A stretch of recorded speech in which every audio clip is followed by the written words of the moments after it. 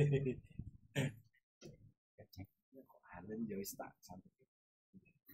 Tapi kadang aku santai. Kadang-kadang ikut banteran suarane wong tua.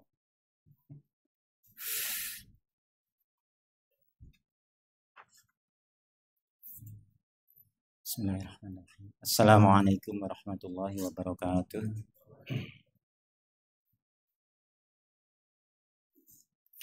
Innal hamdalillah nahmaduhu wa nasta'inuhu wa nastaghfiruh. Wa na'udzu billahi min syururi anfusina wa min sayyiati a'malina may yahdihillahu fala mudilla lahu wa may yudlil fala hadiya lahu. Wa asyhadu an la ilaha illallah wahdahu la syarika lah wa asyhadu anna Muhammadan 'abduhu wa rasuluh sallallahu alaihi wasallam.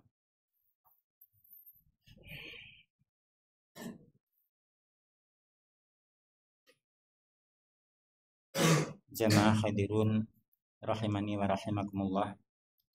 Segala puji bagi Allah, hendaklah senantiasa kita haturkan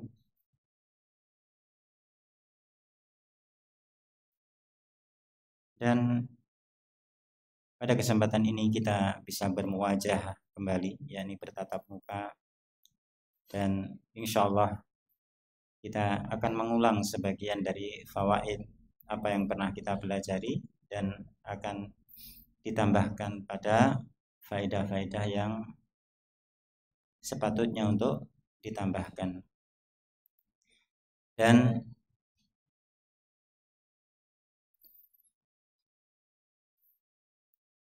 Allah Subhanahu wa ta'ala berfirman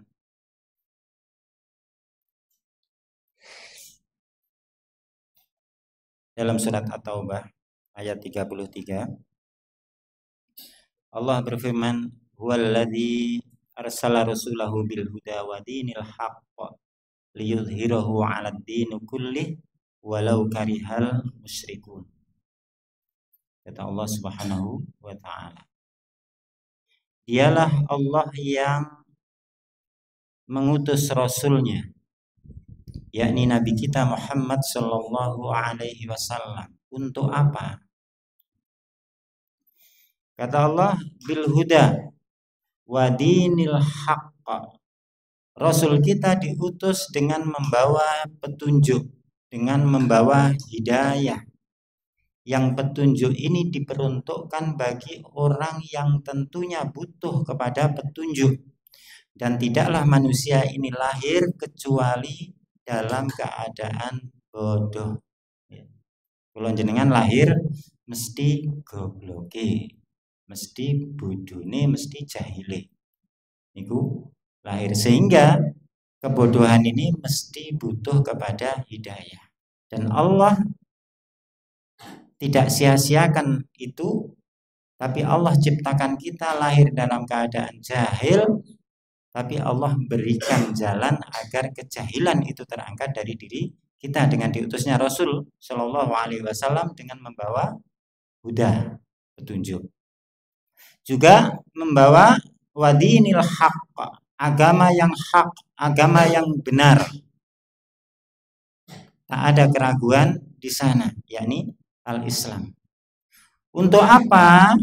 Liyudhhirahu 'alad dini kullih. Ya. Dulu sebelum Islam datang telah ada agama-agama yang lainnya, baik samawi maupun agama bikinan. Ya. Dan kemudian Islam datang dibawa oleh Rasul, membawa hidayah, ya, juga membawa agama yang hak ini untuk menunjukkan, memenangkan, meninggikan agama ini di atas aladini kullih, atas seluruh agama yang lain. Islam paling top. Wis. Ketika Islam paling top, maka barang siapa ragu atau minder dengan Islam, maka sungguh dia patut kasihani. Aladini kulli walau karihal musyrikun. Walaupun orang-orang musyrik itu benci, nggak suka, dan ini sunatullah. Nek wong musyrik niku mesti jengkel dengan adanya Islam. Dan ini deteksinya juga mudah lagi. Nek enek wong jengkel, pegel dengan kemajuan Islam, dengan nampaknya Islam, dengan ditampilkannya Islam dalam kehidupan manusia, maka berarti terindikasi dia itu orang musyrik. Nek wong muslim gak kira pegel atau benci terhadap agama ini, ya. Jadi Allah akan tetap menangkan agama ini walaupun orang-orang musyrik itu membencinya. Kita harus bangga. Itu yang pertama. Dan berkaitan dengan apa-apa yang telah kita pelajari selama ini, saya ingatkan dengan hadis Nabi Shallallahu Alaihi Wasallam, sebagaimana sering kita ulang, ketika Rasul diutus Allah membawa huda, juga membawa agama al-haq, ya.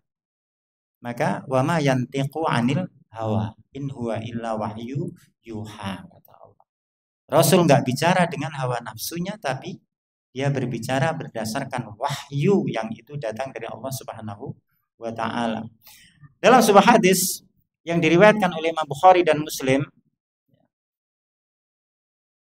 dari Abi Hurairah radhiyallahu anhu, anna Nabiy sallallahu alaihi wasallam qala, bahwasanya Nabi sallallahu alaihi wasallam bersabda, "Ma nahaitukum anhu fajtanibuhu."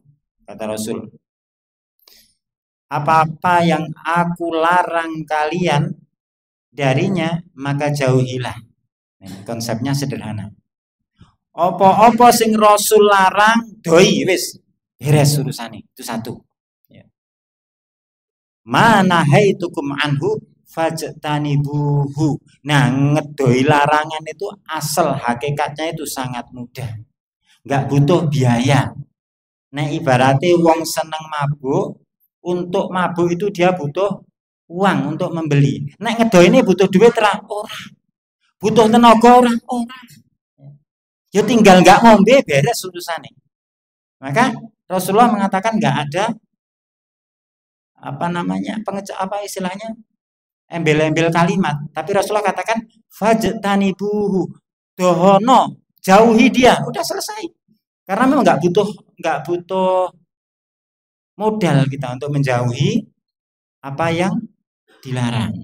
Jadi nek uang kita manusia ini kok dikongkon ngedoi barang sing dilarang Nabi, kok rumoso kangelan, wis kebajute menungso. Estu niku. Kon ngedoi riba umpamane. Gampang. Karena riba itu sesuatu yang ibaratnya dhek nyilih 1000 kudu balik 1500 ibaratnya gitu. Sederhananya begitu. Contoh sederhananya. Kan kalau dia menempuh jalan riba kan butuh modal tambahan. Jigo 1000 kok balik 1500. Tapi lek ngedoi riba wis ora perlu modal, dohono nek beres. Ya. Tinggal ngedoi. Ngening ngono lho kok ya galbel. Itu kok nggak mau. Itu kan kadang-kadang nek dipikir niku diarani kebacut iku ya ora pantes, kadang ya wonge pinter-pinter. Tapi diarani pinter kok ya ngono ora iso. Nah, ini kita butuh untuk kembali mengingat ini tadi. Fajtanibuhu. Apa yang Rasul larang, jauhi ia. Wa ma amartukum bihi faf'alu minhu mastata'tum. Nah, ini nih bedane niki mengene. Dan apa-apa yang aku perintahkan kalian dengannya, maka lakukanlah, ya. Amalkanlah mastata'tum, ya. Semampu kalian. Nah, ini perintah. Nek larangan gak enek kalimatnya itu jauhilah. Iya semampu kalian. Kenapa? Karena jauhi larangan itu sapa sing gak mampu ya mesti mampu nih, wong tinggal ngedoi gak perlu apa-apa. Tapi kalau menunaikan amalan, menunaikan perintah mesti dia butuh sesuatu, butuh modal ibaratnya. Ibaratnya arep haji ya butuh sangu. Gitu. Lah menjauhi larangan kan nggak perlu.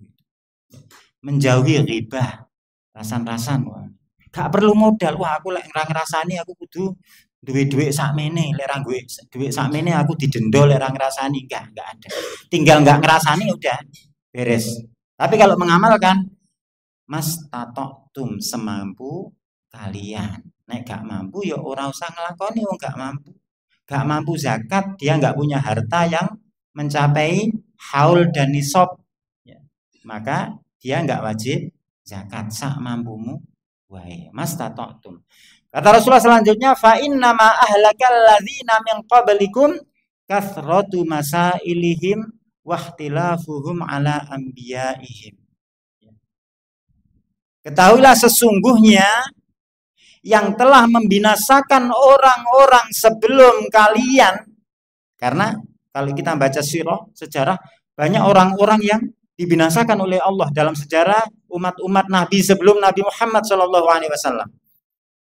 Banyak mereka dibinasakan. Apa yang menyebabkan mereka binasa? Kata Rasul SAW, kathratu masailihim, kokean takok.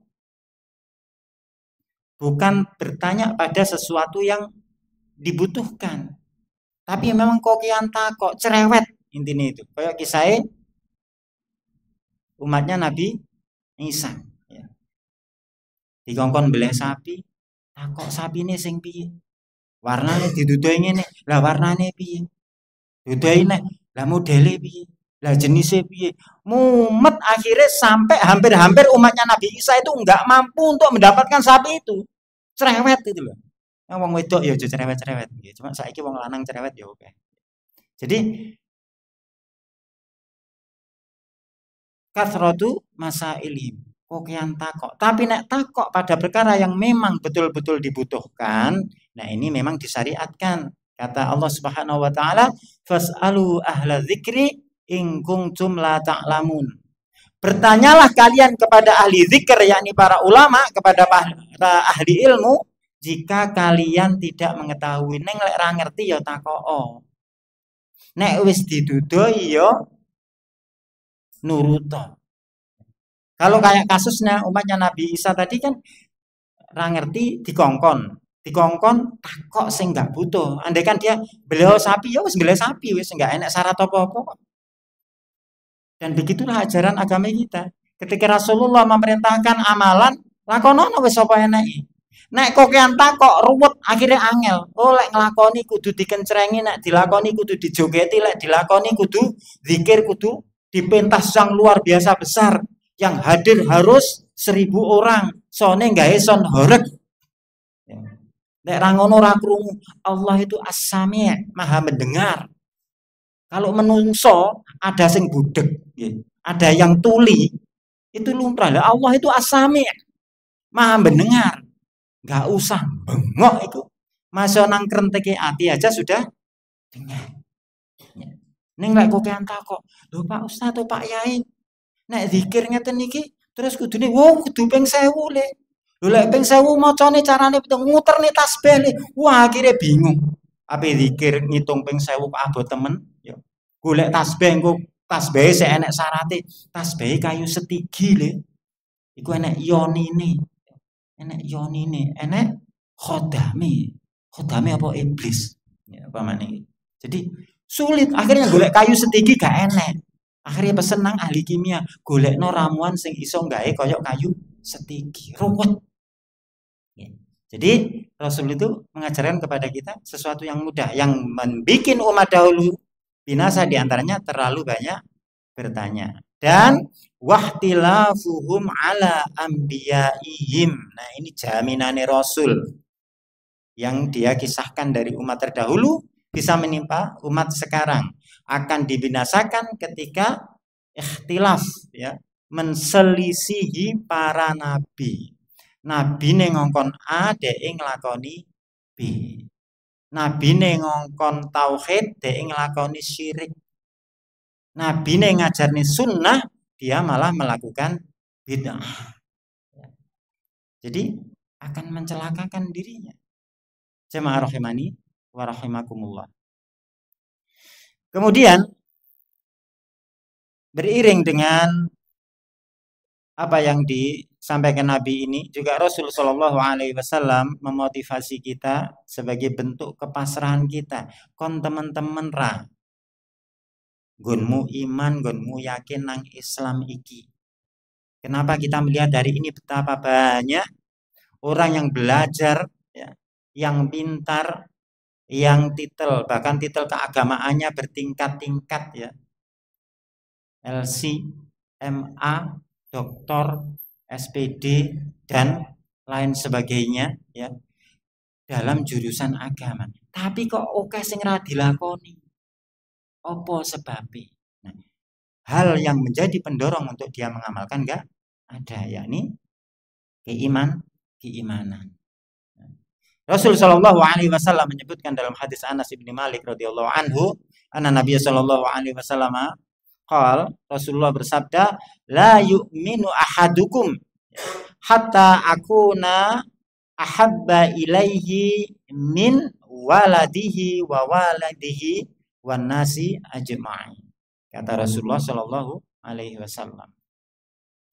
Jadi kata beliau, tidaklah seseorang itu beriman betul-betul mukmin dia, meskipun ngaku iman ya, tapi dia tidaklah betul-betul beriman secara hakiki sampai orang tersebut itu mencintai Nabi ya, melebihi cintanya kepada bapaknya, kepada anak-anaknya, wa walidihi, dan kepada orang tuanya, ya, wan nasi ajma'in, dan kepada seluruh manusia. Tandane wong iman sing sak benere terhadap Nabi kita, sehingga ketika Nabi mengatakan, memerintahkan dia melaksanakan, ketika Nabi melarang dia meninggalkan, itu salah satu pendorong yang dia bisa mewujudkannya di atas iman adalah bahwasanya Rasul Shallallahu Alaihi Wasallam lebih dia cintai daripada anaknya. Wong tua ini tengah anaknya kados napa gitu. Tenan, wong tua ilmu masalah anak. Toh nyawa istilahnya. Berani berkorban nyawa. Ya. Sampai anaknya dikebuk gurune padahal anaknya sing salah, cuma wong tua saking cintane, kadang gurune ya dilawan. Meskipun itu cara yang salah, itu saking namanya cintane wong tua. Nah, cinta orang tua kepada anak kan luar biasa. Tapi orang beriman itu Nabi lebih dicintai daripada anaknya dan orang tuanya. Ya. Kita kulon jenengan nek wong tua kan, masya Allah. Ya. Bahkan nek enek anak ro wong tuane disinggung oleh koncone utawa tanggane, geger, kadang ngantos bacokan, ngantos bacokan. Kon yo aja ngono rek. Geger yo geger, ning aja nyinggung-nyinggung wong tuaku. Lah wong tuaku mau singgung, nyawaku tak korbani. Saking cintanya kepada orang tua. Tapi nek wong mukmin, Rasul tetap lebih dicintai. Rasul tetap lebih dicintai. Wan nasi ajmain, dan cintanya dia kepada seluruh manusia. Sopo wae, biasanya lek canom. Ya, Mas masih muda ya? Masih muda kayaknya. Nek sik enom, masih muda itu, kadang dia mencintai bukan anaknya, wong durung duwe anak, ya.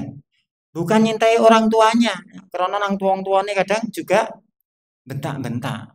Pak, untuk semester ini kiriman kurang, dikirimi ya Bapak, untuk biaya semester. Tapi untuk biaya jajanku kurang ya Pak. Ya nanti tunggu. Nah gimana sih Pak untuk luas? Ya. Itu biasanya. Nah, tapi kadang dia mencintai manusia yang lain. Ya. Konco sak kelas. Apa? Aku duwe konco apa? Waktu KKN. Lah sapa dhek? Iko lho anake Pak Iko. Lah jenengmu sapa? Jenengmu sapa sih Mas Harun? Koncomu sapa kok mau tresnani demen? Harini.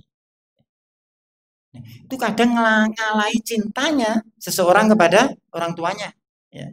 Nah, kalau kecintaan yang seperti ini bagi orang beriman tetap kalah dengan kecintaan kepada Nabi Shallallahu Alaihi Wasallam. Maka Rasul katakan tidak beriman salah seorang dari kalian itu secara hakiki sebelum kalian menjadikan aku, yakni Nabi Muhammad, lebih dicintai daripada anaknya, daripada orang tuanya, dan daripada manusia seluruhnya. Jamaah rahimani wa rahimakumullah. Kemudian ketika kita telah mengetahui permasalahan ini, bahwasanya apa yang Allah perintahkan tadi kita jalankan semampunya, apa yang Allah larang harus kita tinggalkan secara keseluruhannya, dan wujud kecintaan kita itu butuh dibuktikan, bukan sekedar pengakuan belaka. Maka di sana pada kaitannya dengan pelajaran kita sering kita sebutkan ketika kita masuk pada azkar sholat, zikir ketika zikir-zikir atau bacaan-bacaan dalam sholat yang telah kita awali pada beberapa pertemuan yang lalu, ya. Nah, kemudian Rasulullah di sana kan memerintahkan kita. Tadi kalau diperintahkan faf'alu mastata'tum, laksanakan semampu kalian. Perintahin Nabi apa? Berkaitan dengan pelajaran kita, shollu kama ra'aitumuni usolli. Eling Pak Win, artinya Pak Win.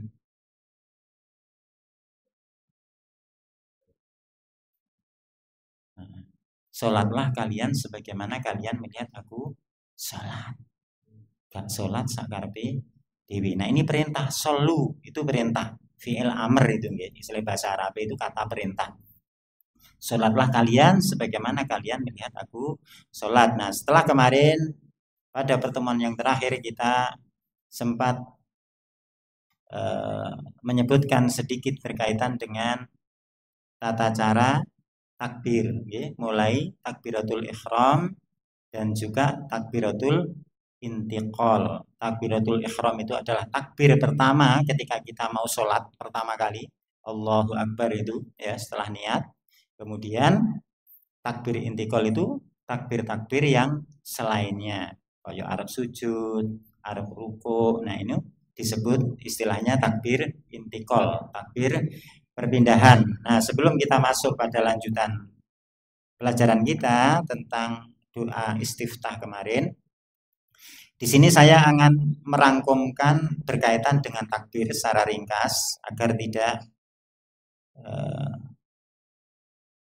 keliru pada sebagian. Jadi pertama berkaitan dengan takbir kemarin adalah, saya ulangi,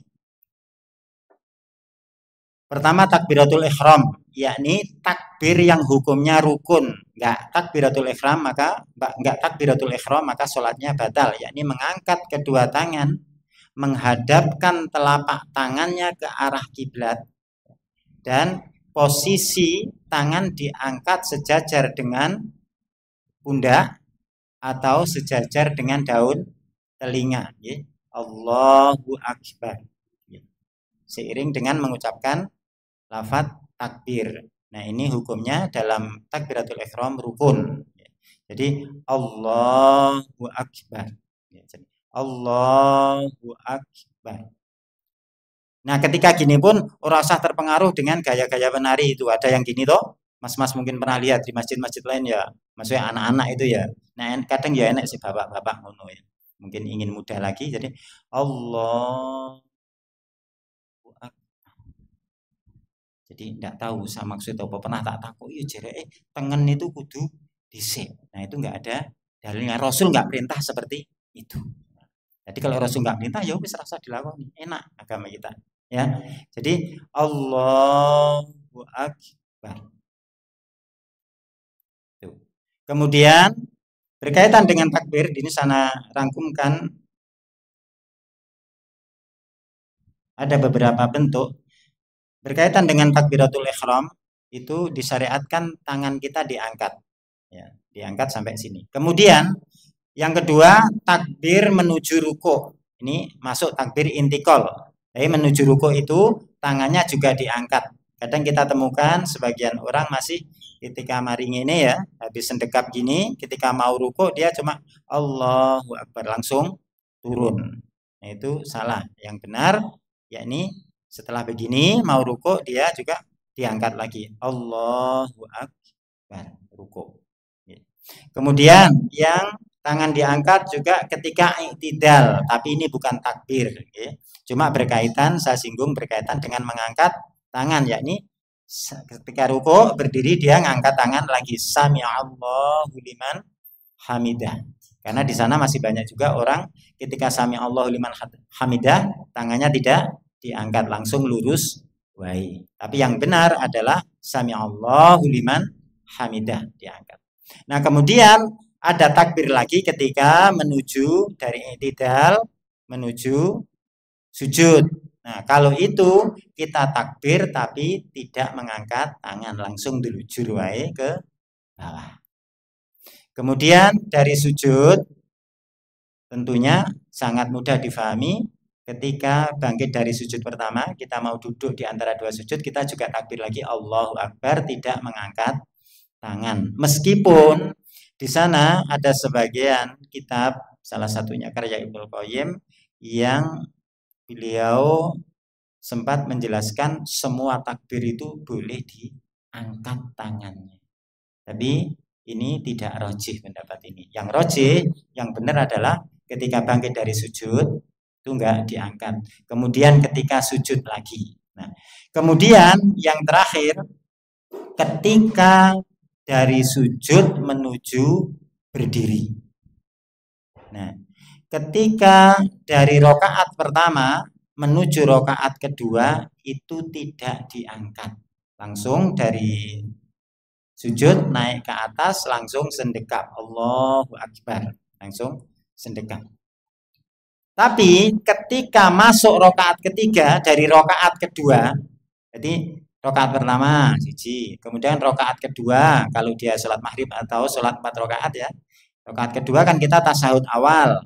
Nah, setelah itu kita berdiri, nah itu disyariatkan untuk diangkat lagi. Itu tempatnya mengangkat ketika takbir, ketika takbir. Terus saya ingatkan juga berkaitan dengan imam, tidak disyariatkan takbir itu kedawan. Kadang-kadang kan uang habis sujud berdiri itu kan takbirnya Allahu Akbar sampai ngadeg, ya, sampai ngadeg. Padahal tidak demikian. Kemarin sudah diperingatkan oleh penulis kitab kita di awal itu madud takbir sampai di luar yang dibutuhkan. Nah, di sini saya tutup pembahasan takbir ini pada bab jilsatul istirahah, duduk istirahat. Ya, dalam sholat itu ada namanya duduk istirahat. Di mana letaknya? Duduk istirahat itu letaknya adalah ketika dari sujud rokaat pertama, sujud terakhir ketika mau berdiri itu ada duduk istirahat. Duduk istirahat itu adalah ketika habis sujud kita mau berdiri, duduk sebagaimana tasahud awal gitu. Duduk sebentar terus berdiri. Nah, bagaimana tata caranya? Maka disebutkan di sini watus tahabbu jilsatul istirahah, dan disunahkan dalam duduk istirahat di dalam sholat qablan nuhudi lirraq'ati tsaniyah, yakni tempatnya sebelum bangkit dari rokaat kedua, itu tempatnya duduk bukan ya.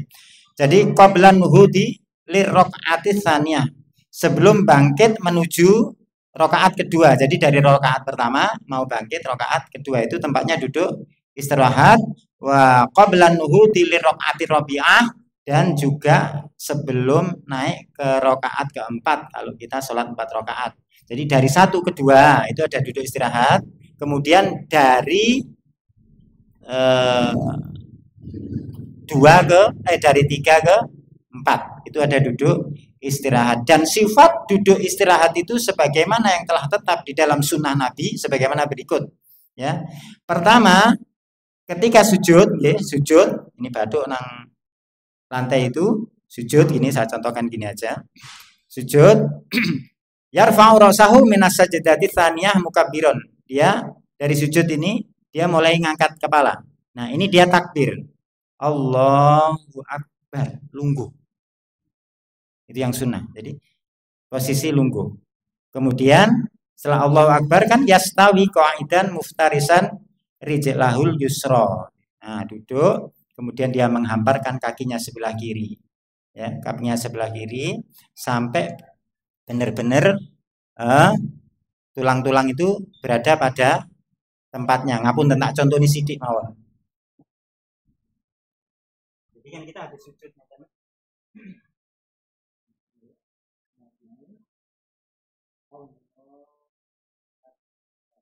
sampai istirahat itu kan ada yang istirahat begitu, jadi ada yang begini. Allah kan belum tenang. Begini Allah. Disinilah mengapa hasilnya.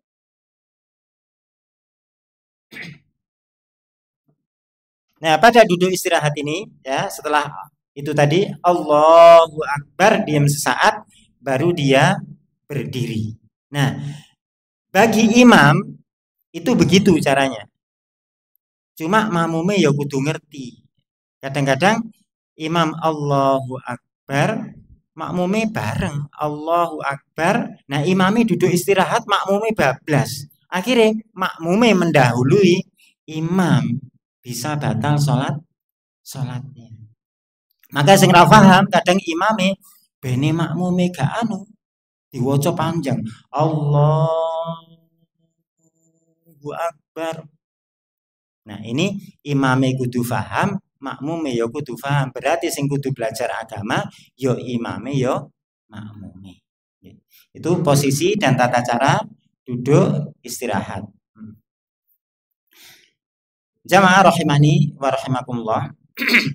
Kemudian setelah duduk istirahat itu, caranya bagaimana untuk berdiri? Summa ya'tamidu bikaffaihi 'alal ardi. Kemudian dari duduk istirahat, dia berdiri, bertelekan kedua tangannya ke bumi. Jadi nek ape ngadeg dari sholat niku menggunakan tumpuan telapak tangan. Biasanya kan bablas saya menggunakan tumpuan lutut saja. Ini bukan masalah kuat nggak kuat. Tapi yang diajarkan Nabi memang bertumpu dengan tumpuan telapak tangan. Nah, itu letaknya takbir. Nah, kalau kadang nak ngimami niku repot ketika di masjid awam, iki faham ora makmume iki.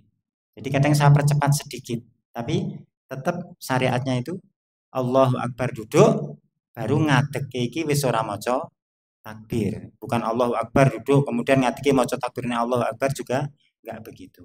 Ya. Tayyib, jamaah rahimani wa rahimakumullah. Itu berkaitan dengan apa yang kita sebutkan sebagai kesimpulan dari pelajaran kita yang telah lalu. Nah, insya Allah kita nggak memperpanjang. Sing penting bab takbir pun podo faham ya. Insya Allah bab takbir pun podo faham, diingat-ingat. Nah,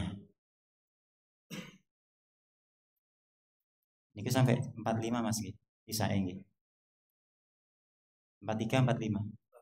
45. Oh, iya. Nah, jamaah rahimani wa rahimakumullah, mudah-mudahan sedikit itu tadi bisa difahami dan diamalkan. Tapi karena bab kita itu sebenarnya yang kitab ini minimal tak woco benenek pelajaran ini kitab ini. Setelah kemarin kita mempelajari doa istiftah, ya kita masuk pada kitab inti kita dari Allahumma ba'id baini, juga ada doa apa? Allahu akbar kabira walhamdulillahi katsira wa subhanallahi bukrata wa asila. Boleh pakai itu istiftahnya juga subhanallahumma subhanakallahumma wa bihamdik wa tabarakasmuk wa ta'ala jadduk wa la ilaha ghairuk. Itu juga bisa digunakan sebagai doa istiftah dalam salat. Nah, kemudian penulis melanjutkan tentang iftitah atau istiftah ini pada bab baru, istiftahu qiyamil lail. Ini saya bacakan aja. An Aisyah radhiyallahu anha qalat kana idza qama minal laili iftataha salatah. Dari Aisyah istri Nabi radhiyallahu anha, beliau berkata, dahulu adalah Nabi Shallallahu alaihi wasallam ketika berdiri untuk sholat malam. Nah, ini sholat malam ya. Iftataha sholatah. Beliau membuka sholatnya dengan membaca doa istiftah sing bentuknya yang akan kita baca sekarang. Bagaimana yang dia baca? Yang dibaca Nabi adalah Allahumma rabba Jabraila. Dalam riwayat lain disebut Allahumma robba Jibrila. Ya. Cuma yang dalam riwayat Muslim disebutkan Allahumma robba Jabroila wa Mikaila wa Israfila fatiros samawati wal ardi alimal ghaibi wasyahadati anta tahkumu baina ibadika fima kanu fihi yakhtalifun ihdini limakhtulifa fihi minal haqqi biiznik innaka tahdi man tasya'u ila siratim mustaqim. Ini doa iftitahnya Nabi ketika sholat lail. Sing urung apal diapal nih. Ben gampang apal dilakoni sholat laile. Nek ora dilakoni biasanya tetap sulit dihafalkan. Nah, ini sebagai inti pelajaran kita, satu hadis itu, dan hadis ini diriwayatkan oleh Imam Muslim, kedudukannya sebagai hadis yang sahih. Sebelum kita tutup, kesimpulan dari apa yang kita sebutkan tentang takbir tadi diperhatikan, kemudian tentang doa istiftah ini untuk sholat lail, untuk memurojaah atau mencari, bisa dilihat di buku-buku zikir-zikir yang ada di tempat-tempat jenengan sedaya. Insyaallah kita cukupkan sekian. Kita bermohon pada Allah rizki. Allahumma arinal haqqa haqqa warzuqna tiba'ah wa arinal batila batila warzuqna ijtinabah wa akhiru da'wana anil hamdulillahi rabbil alamin. Subhanakallahumma wa bihamdik asyhadu an la ilaha illa anta astaghfiruka wa atubu ilaik.